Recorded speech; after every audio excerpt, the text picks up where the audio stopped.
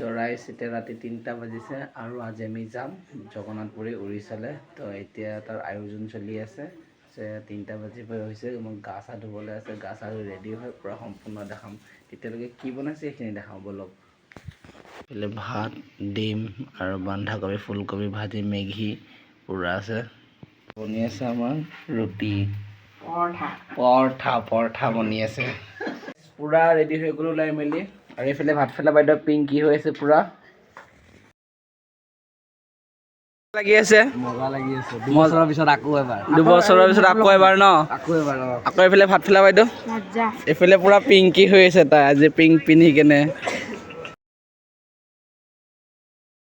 গাইছ এয়া লোকেল ট্ৰেইনৰ বেচিং আৰু এইফালে হৈছে লেট্ৰিন বাথৰুম একেলগে।